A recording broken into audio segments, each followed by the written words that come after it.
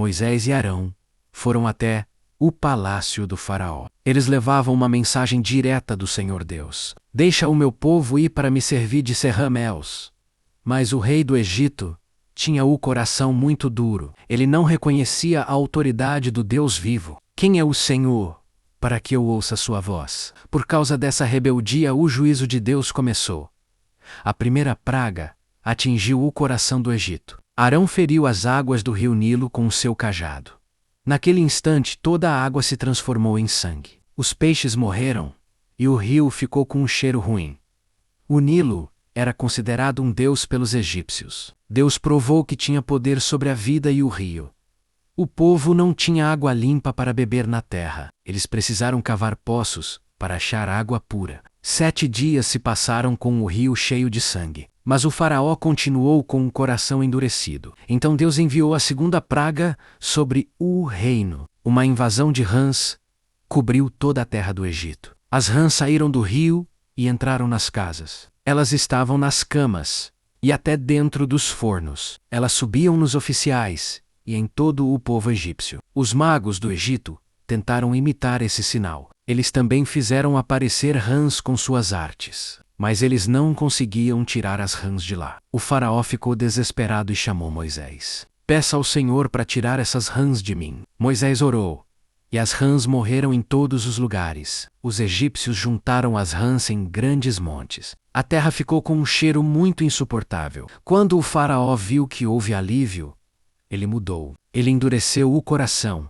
e não deixou o povo ir. A terceira praga veio sem nenhum aviso prévio. Arão feriu o pó da terra com o seu cajado. Todo o pó se transformou em piolhos terríveis. Os piolhos atacavam os homens e também os animais. Desta vez os magos não conseguiram imitar o sinal. Eles disseram ao faraó: "Isto é o dedo de Deus." Mas o rei continuou teimoso e não quis ouvir. Deus mostrou que domina até o pó do chão. O Egito estava começando a sentir o peso da mão divina. Cada praga era um ataque contra um ídolo deles. O Senhor estava provando que só Ele é Deus. Moisés voltava sempre com a mesma mensagem. A liberdade do povo era o objetivo final do Senhor. O império estava prestes a sofrer muito mais. As águas e a terra já tinham sido atingidas. Agora o ar e a saúde seriam os próximos alvos. Moisés seguia firme na sua missão de libertador. O confronto estava apenas no começo no Egito.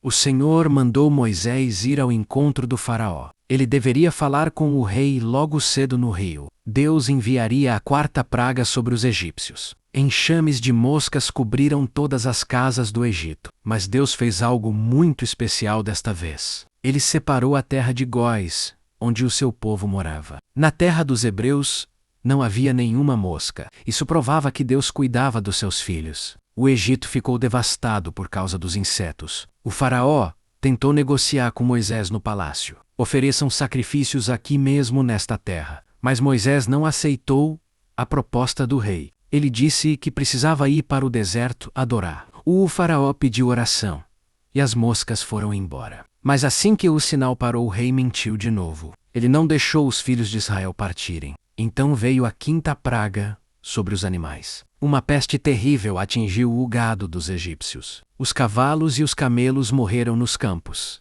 Os bois e as ovelhas também foram atingidos. Mas nenhum animal dos hebreus morreu na peste. O faraó mandou ver se os animais de Israel viviam. Ele soube que nenhum deles tinha sofrido o mal. Mesmo assim, o coração dele continuou pesado. Ele não queria perder a sua mão de obra escrava. Deus então ordenou a sexta praga sobre o Egito. Moisés pegou cinza de um forno diante do faraó. Ele lançou a cinza para o ar em direção ao céu. A cinza se tornou em feridas em todos os homens. Eram úlceras que queimavam na pele das pessoas. Até os magos do faraó ficaram cheios de feridas. Eles não conseguiam mais ficar de pé diante de Moisés. Deus feriu a saúde e o orgulho dos egípcios. Ninguém tinha poder para curar aquelas úlceras. O Senhor estava expondo a fraqueza dos magos. O faraó continuava resistindo ao chamado de Deus. Ele achava que poderia vencer o Criador do mundo, mas a sétima praga seria a mais barulhenta de todas.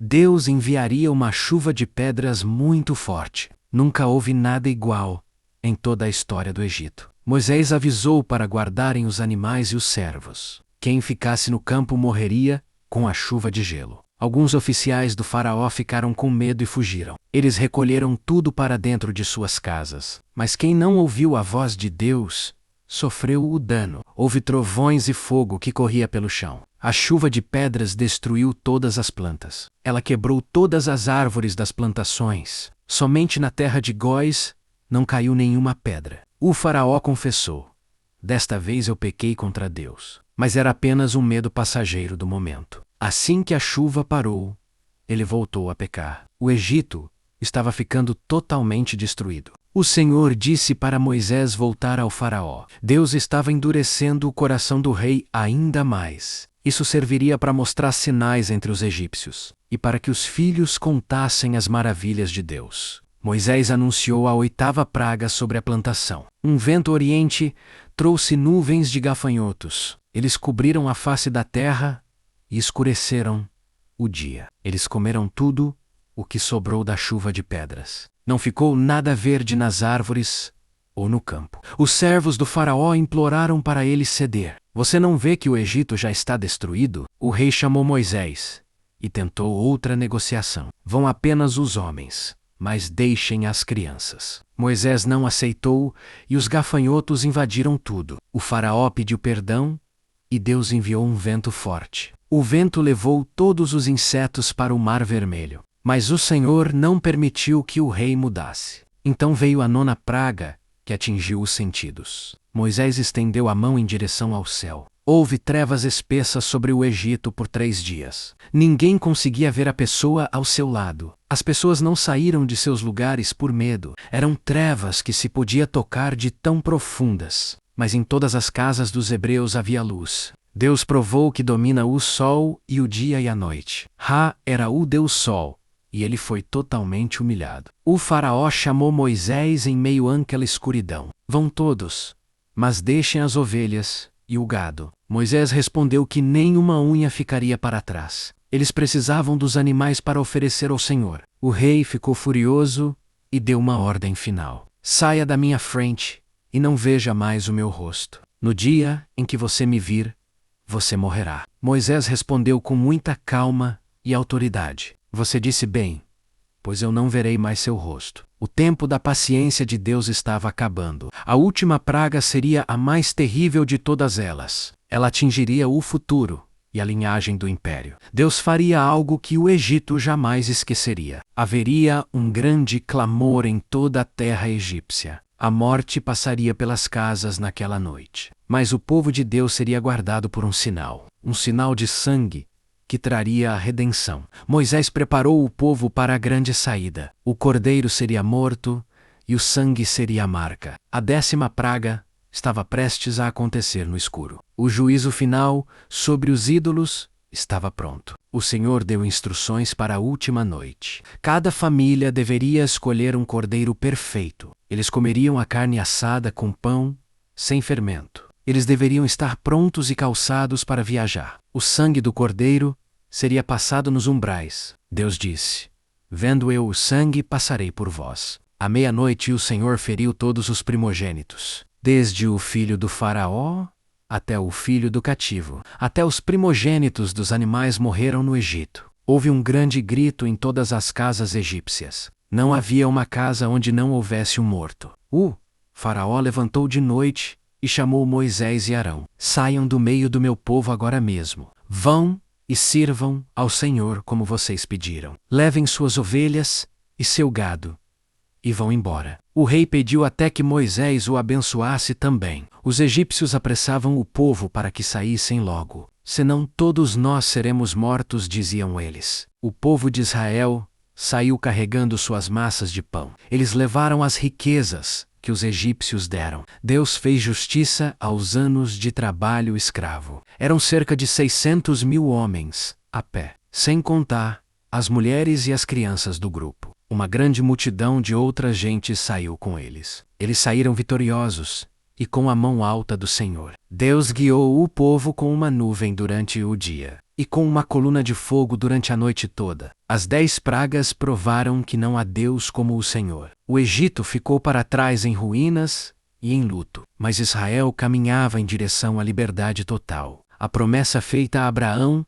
estava se cumprindo agora. Deus é fiel para cumprir tudo o que ele prometeu. Ele julga o orgulho e liberta o oprimido com poder. A história das pragas é um aviso para o mundo. Ninguém pode resistir ao braço forte do Criador. O sangue do Cordeiro foi a chave da salvação deles. Assim como Jesus é o nosso Cordeiro hoje em dia. Ele nos livra da escravidão do pecado e do mal. Moisés liderava o povo pelo caminho do deserto. O Mar Vermelho seria o próximo palco do milagre. A glória de Deus brilhou sobre a miséria do Egito. A liberdade começou com um clamor e terminou em festa. Siga sempre o caminho que o Senhor preparou para você. A vitória vem para quem confia na palavra de Deus.